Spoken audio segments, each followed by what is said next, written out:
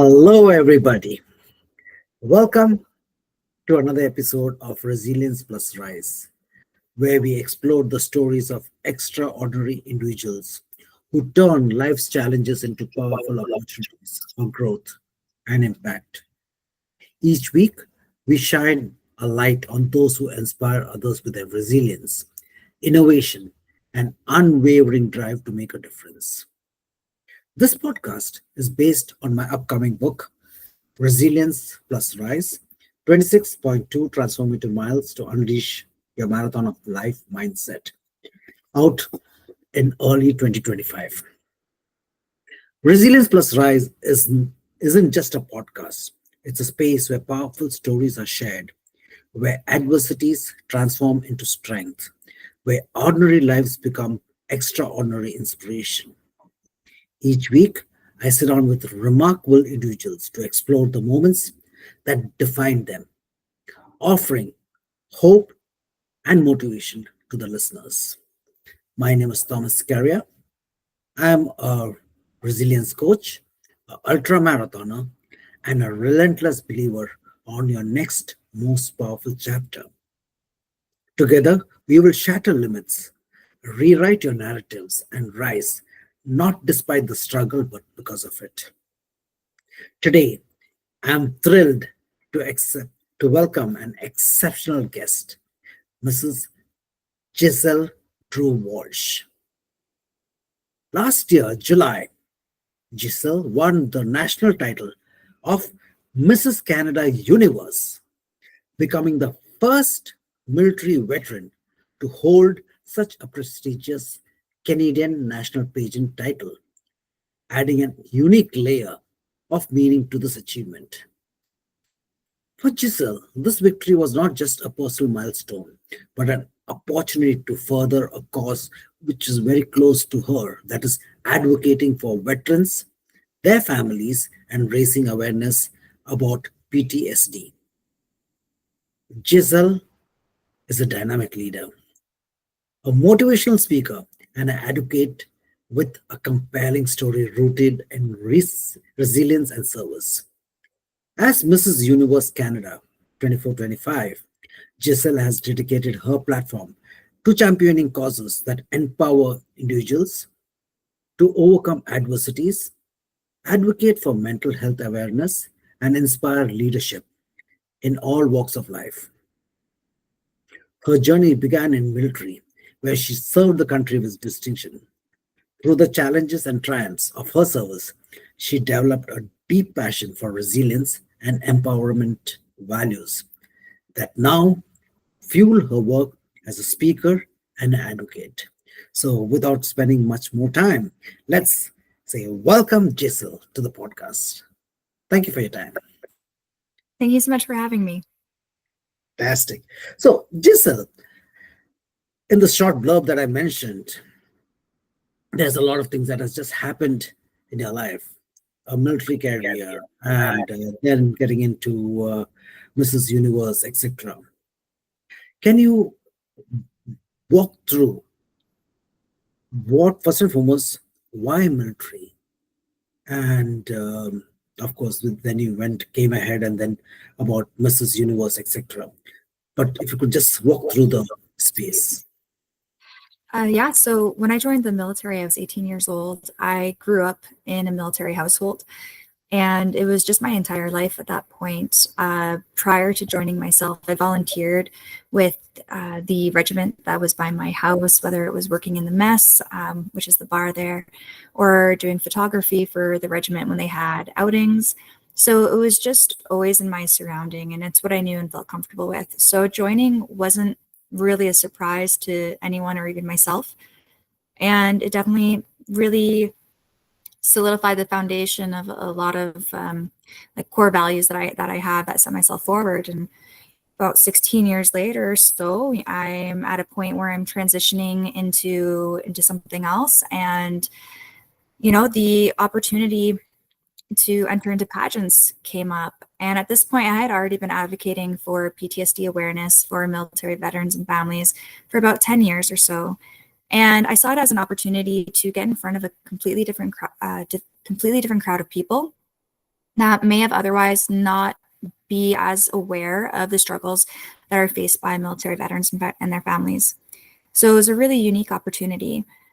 I entered not thinking that I was going to win. I mean, like I never grew up doing pageants as a kid. I didn't have that experience, that poise, to be on stage and walk gracefully. I am covered in tattoos. Typically, you don't think of a pageant queen as being tattooed, and for the longest time, it was frowned against.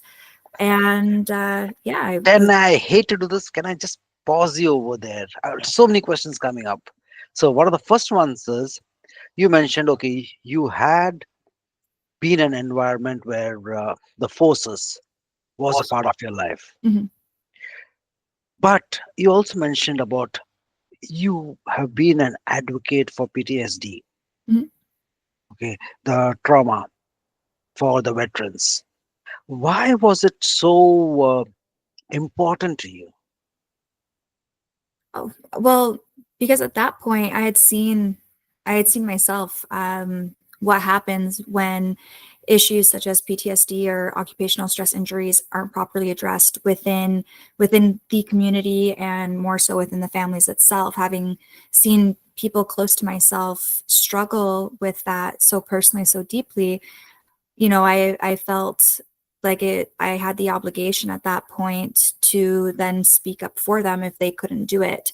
Um, I've always had that overwhelming feeling of when you see someone being a bully on the playground, and addressing that. And I've always just kind of felt that mentality. And when I see people that I care about not getting adequate resources and care when they're struggling, I then feel the need that I have to step up and say something. And that's why I had already begun the advocacy at that point. Hmm, cool. And again, another question which comes up is that you had been in an environment wherein you knew what military or the armed forces were. How easy was it being a part of the forces? You know what? It was both. It was easy, but it was also difficult. Hmm. I went into it naive and not as prepared as I wish I would have been with the hindsight that I have now. But that said, I still the good experiences and the opportunities that I had from it, I still value very much. But it was both. It was both good and bad. But I think that's with every single job you have. Hmm. But again, you as a lady and being with the forces, wherein it's not just because you're a lady, there things are easy for you. You have to really go through the grit and the grime to prove yourself, and more to really prove yourself.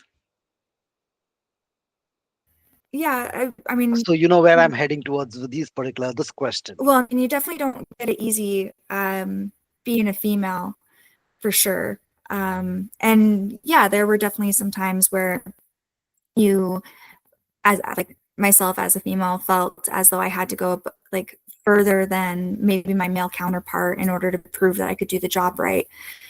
That in of itself is, I would say, a reflection of the leadership, though, not the military, because there are some phenomenal soldiers in the military, whether they're male or female, who've Hmm. gotten there by their hard work. And then there's also leadership within the military sometimes that do make you feel like you have to do more because you're not as skilled or you're not as good or strong just because of your chromosomes. But that really, I mean, I've experienced that, but I've also experienced good leadership where that didn't matter. I've come across both. Okay, that says a lot. So now coming to the next particular part, wherein you went to Mrs. Universe, the pageant, and from our talk before, he had mentioned is that marching and marching on the ground and marching or walking on the stage or the ramp is two different ball game. How did you create a mindset that this is the way I should be. I should. It's not all about to behave, but this is the way that presence should be there when I'm pushing myself out. And this stage, Yeah, I saw it very much as like an objective that I had to accomplish. Really, it was like, here's the mission, here's what I have to do. So the mindset was actually really similar. It was, here's this pageant, and this is the opportunity it has. This is the crown, the title that you might win. And in order to do that, well, I need to make sure I have A, B, and C organized, so that I'm prepared. So there was a lot that was very similar to the skills that I had learned through the military and how to prepare before stepping out on like for doing a recce, like being in the field for a course or however it may be, which I think was a real strength that helped me a lot in preparing for the pageant. The downside was the walking.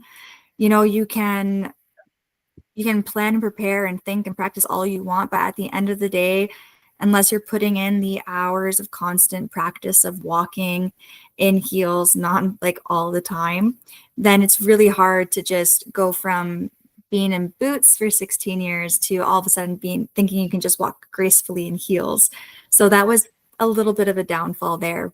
It didn't stop me. I mean, I just had to practice harder. That's all, and put in more time. And it took me a year to really get my walk down, from when I first started, when I did my first pageant, to when I did my third pageant and was successful and won. That there was about a year in there, 8 months to a year, and I practiced consistently throughout that time. okay.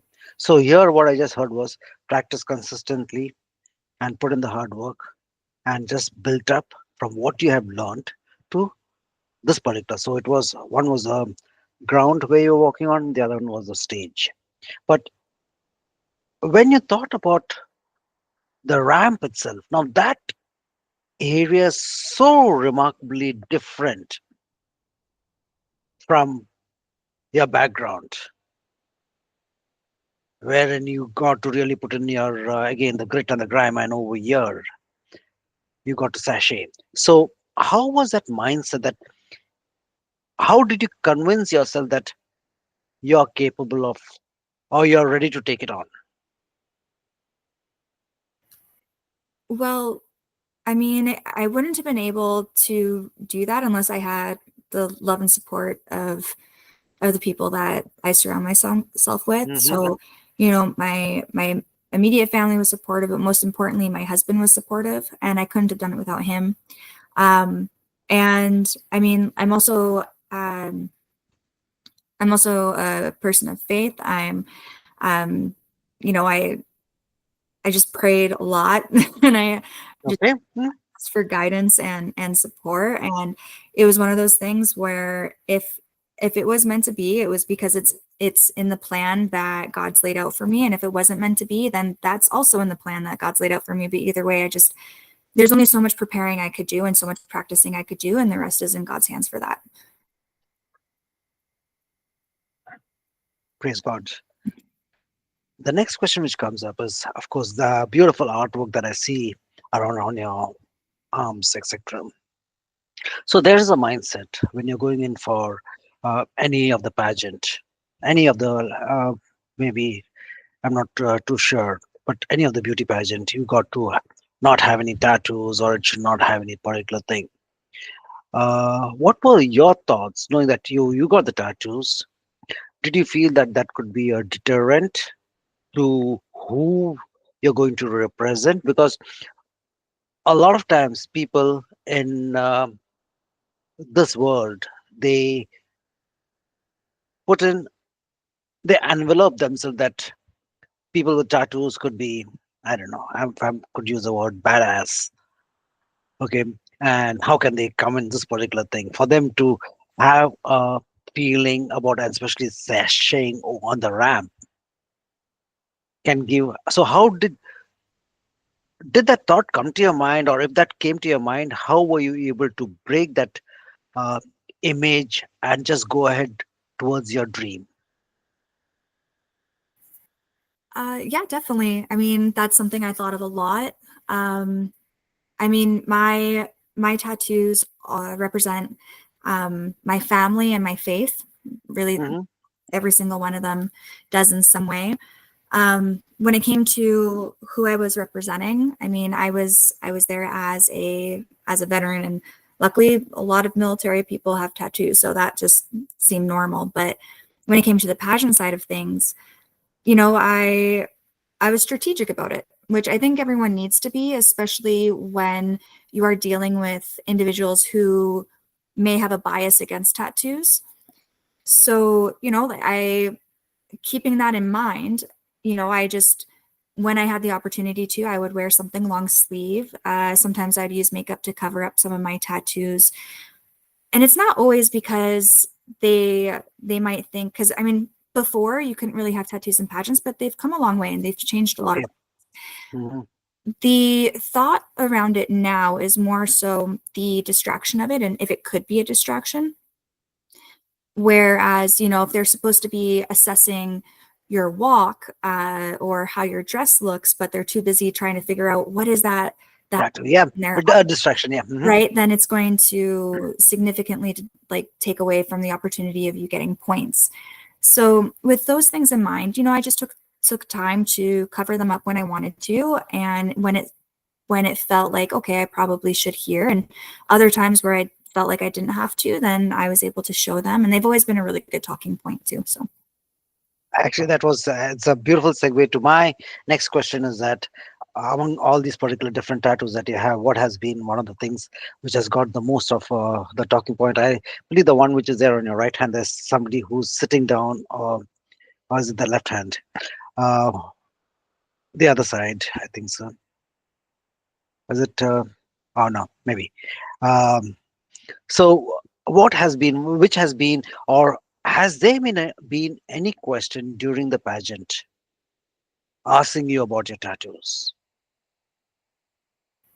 oh, definitely. I mean, my one arm is, my family shield, and then statues from Vimy Ridge being the biggest and arguably most impactful, or I shouldn't say impactful, but um, biggest Canadian military battle in Canadian history, when all four divisions came together and fought on the same ground together in World War One.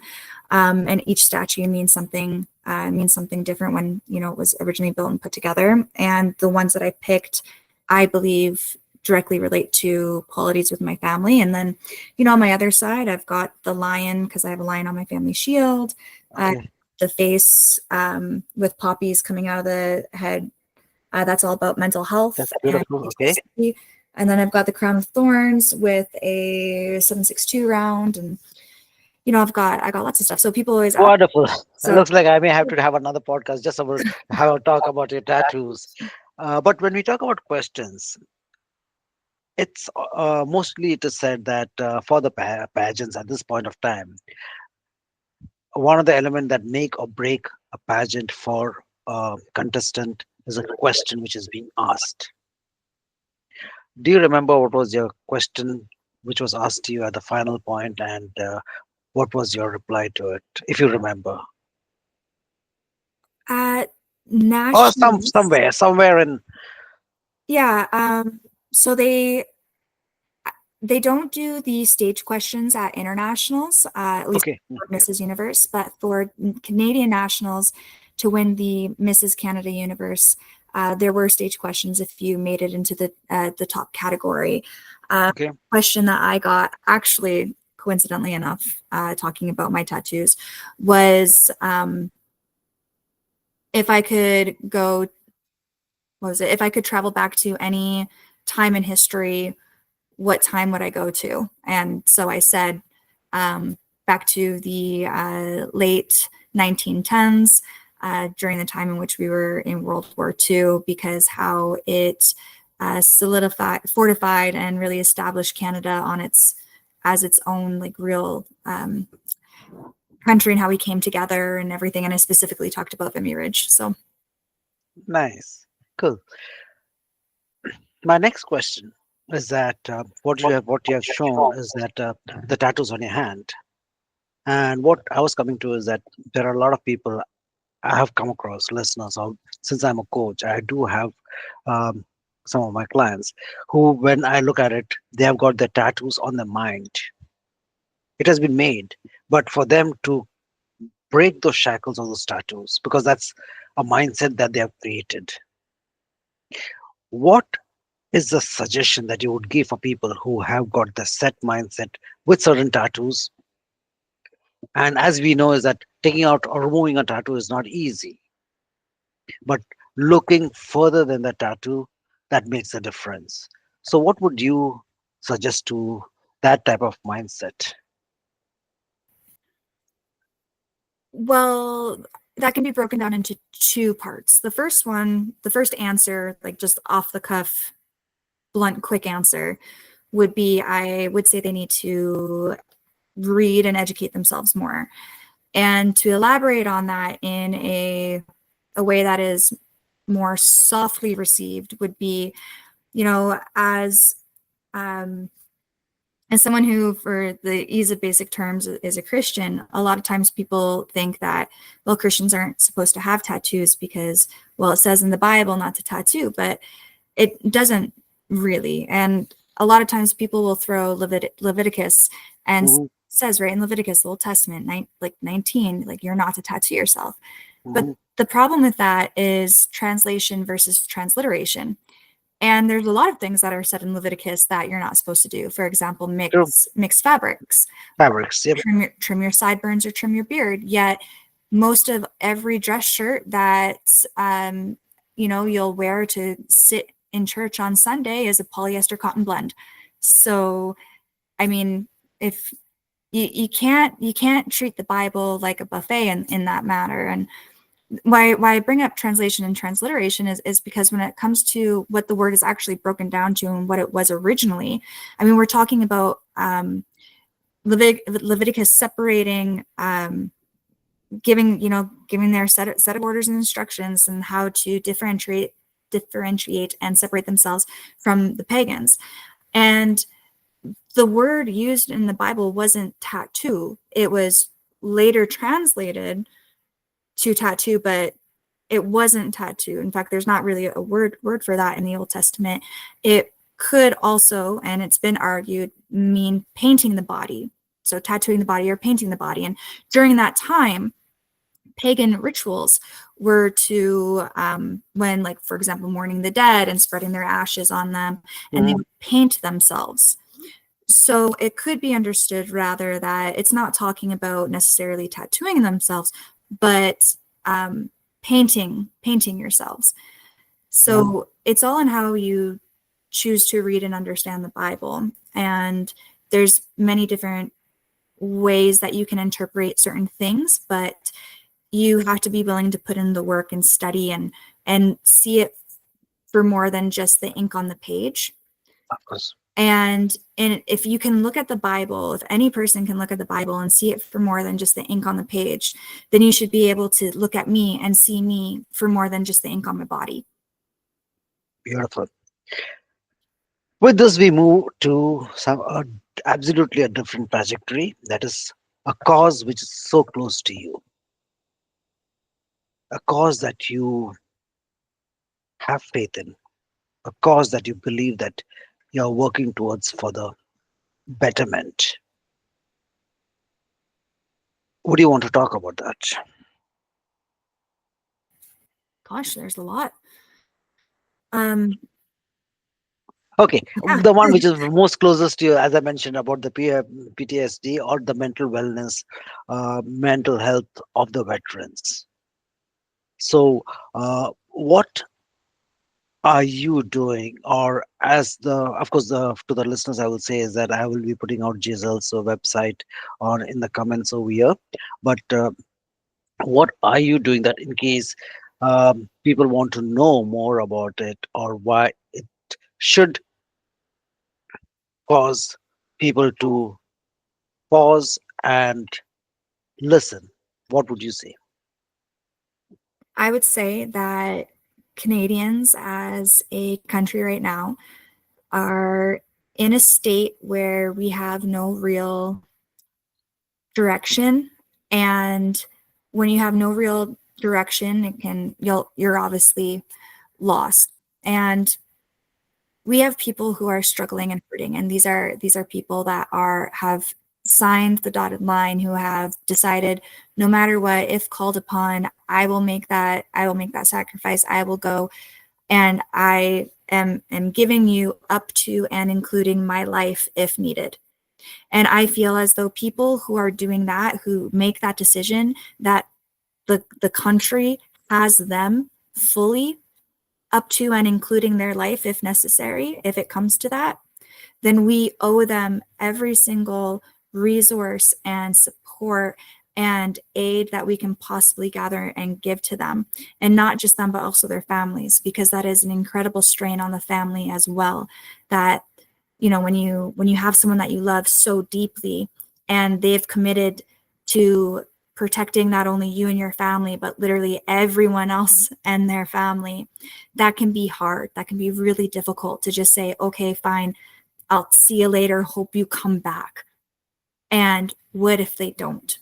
And the fact that we as a nation have dropped the ball so severely in helping them is embarrassing, for lack of better term. And so what I'm passionate about, what I want to see is I want to see initiatives grow and improve, and whatever they need to get so that they can continue to help. I want to see new initiatives put into place so that no one is stuck on a waiting list for an unnecessary longer time than they should be.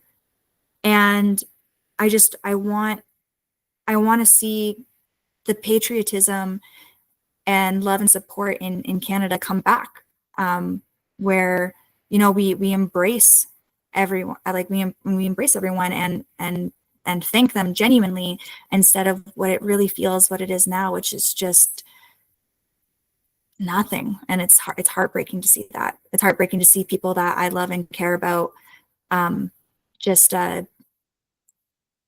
having to push through that for like themselves when they shouldn't have to, because the resources that are there are good. There's a lot of really great ones out there for sure, but Hmm. whether it's a funding issue or a just a popularity issue in the sense of just being known, it's not enough, and we need more. We need more. Uh, Sorry if I just opened up some raw wounds. Due apologies on that. But isn't that, I mean, maybe because I am not aware about it, but then isn't it like a blanket case generalization for a lot of countries around the globe? Is that uh, even though you are serving the country, but when you get back, you're not really given that particular, the way that you're supposed to be elevated, that's not put across on your plate or on your door. I would agree to an extent. Hmm.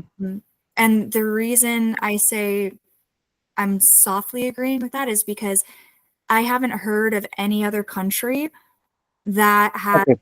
that has talked about offering MAID to its veterans, being the assisted suicide, whereas in Canada Oh, it has, rather than let me get you into a program to help rehabilitate you and get you the help that you need. Oh, have you thought about dying? And that was an issue that was brought up and brought to the attention of the Canadian people, not even 5 years ago, like within the most recent years. And there's been a lot of people who have tried talking about it and making it more known, but a lot of people don't know about that. And I don't know of any other country that does that. So that's why I point out Canada specifically for like really okay. dropping the ball. And huge kudos to you, huge thanks to you for what you're fighting for, because I'm sure that, especially in the current platform that you have been given, you have got a greater visibility where people will at least profess to listen to you, and maybe some papers will move some desk and things will get done. And That's amazing. Again, just being mindful of the time, Giselle, is there anything before we can conclude this conversation? Is there anything that you would like to tell the listeners about what I've just heard? Is that there's so many things that you've gone through, from a certain having a job, I mean, not a career, and then you moved into pivoted into something so different, and also now you're passionate about something else which has been within you for a long time. But among all these particular things, when you look back at the time and space, is there anything that you want to leave the audience with, or the listeners with? Yeah, I would say if an opportunity arises, even if it can seem scary and intimidating, if you're able to, just try. Because worst case scenario, if it doesn't work out, you're in the exact same spot you were as if you hadn't tried. But best case scenario, something good comes out of it. And you never really know what you're capable of accomplishing unless you actually try. You'll never know if you could run 5K unless you try and run 5K, right? So you have to really be able to push past that barrier of fear, because fear doesn't mean stop. Sometimes it just means, okay, maybe we need to adapt and try a new way, right? So like you want to listen to your to your heart and your brain if it's saying like, oh, like I don't know about this, but then also just like assess and determine like, is my fear about this rational, or is it just because I'm scared? And don't be scared of trying new things. Just try. That's, yeah. It I totally empathize in stepping out of your normal and being in an environment that's completely different, and how it can be incredibly daunting. But you won't know unless you at least try, whether that's looking into it, researching it. Maybe that's literally all you need to do, right? Rather than doing it physically. But just move towards it a little bit, and don't be scared about that. I know that sounds more like a ramble, but that's just really, really what I want to emphasize is don't allow yourself to hold, don't let yourself hold yourself back, basically. Wonderful. That was such a touchdown.